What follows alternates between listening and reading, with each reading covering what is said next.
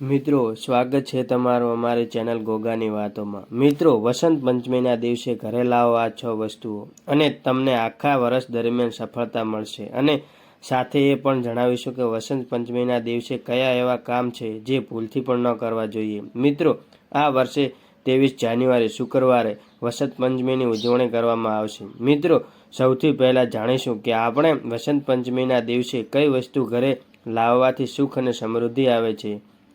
આ દિવસે સૌથી પહેલાં સવારે ઉઠીને તમારા હાથની હથેળીઓ દેખવી જોઈએ અને મા સરસ્વતીનું ધ્યાન કરવાથી સૌભાગ્યમાં વધારો થાય છે। મહિનાના શુક્લ પક્ષની પંચમીના રોજ વસંત પંચમીનો તહેવાર ઉજવવામાં આવે છે।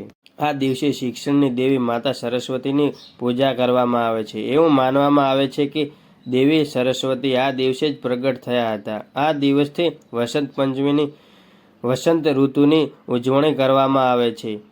આ દિવસે કેટલીક વિશેષ વસ્તુઓ લાવવાથી ઘરમાં સુખ અને સમૃદ્ધિ આવે છે। આવો જાણીએ આ દિવસે ખરીદવામાં આવતી ખાસ વસ્તુઓ વિશે। આ ખાસ દિવસે મા સરસ્વતીની મૂર્તિ ઘરે લાવવાથી શ્રેષ્ઠ માનવામાં આવે છે। આ દિવસે ઘરની સજાવટ તરીકે દેવી સરસ્વતીની કોઈપણ ચિત્ર અથવા મૂર્તિ ઘરે લાવો। એવું કહેવામાં આવે છે કે ઘરના સભ્યો પર તેની શુભ અસર પડે છે।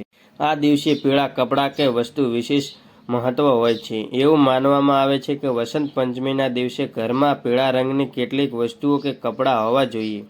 પીળા ફૂલની માળા કે પીળા રંગના કપડાં, પીળો રૂમાલ લાવવો જોઈએ। તેનાથી વ્યક્તિના જીવનમાં શુભતા વધે છે। મોરપીંછ કે મોરપીંછનો છોડ દિવસે મોરપીંછ અથવા મોરપીંછનો છોડ ઘરે લાવવો ખૂબ જ શુભ છે। મોરપીંછ દેવી સરસ્વતીને ખૂબ જ પ્રિય છે। વિદ્યાર્થીઓ તેને જ્ઞાનનો છોડ પણ કહેવામાં આવે છે। દેવી સરસ્વતી ખરેખર તેના પર વાસ કરે છે। આ દિવસે તેને લાવીને પૂજા સ્નાન પર રાખવાથી વિદ્યાર્થીઓને ઉત્તમ ફળ મળે છે।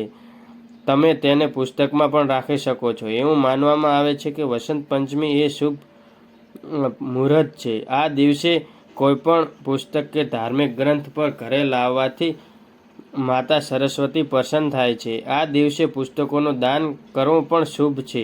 ધાર્મિક કથા અનુસાર વસંત પંચમીના દિવસે ભગવાન શિવ અને માતા પાર્વતીનું તિલક કરવામાં આવ્યું હતું। તેથી જ આ દિવસ લગ્ન માટેનો શુભ સમય માનવામાં આવે છે। આ દિવસે લગ્નને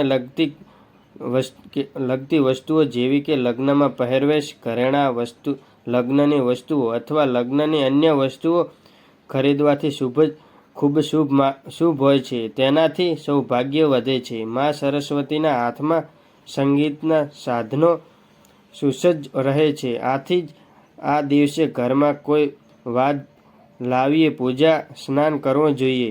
આ દિવસે કોઈને અપશબ્દ ન કહેવા જોઈએ। ખાસ કરીને ઝઘડાથી દૂર રહેવું જોઈએ।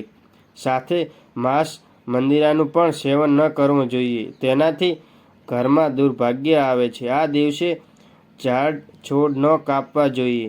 આ દિવસે સ્નાન કર્યા વિના ભોજન પણ ન કરવું જોઈએ। મિત્રો, આશા રાખીએ છીએ કે તમને આ વિડીયો પસંદ આવ્યો છે। મિત્રો, ગોગાની વાતો ચેનલને સબસ્ક્રાઈબ કરવાનું ભૂલશો નહીં। તમે વિડીયો પૂરેપૂરો જોવા બદલ તમારો ખૂબ ખૂબ આભાર।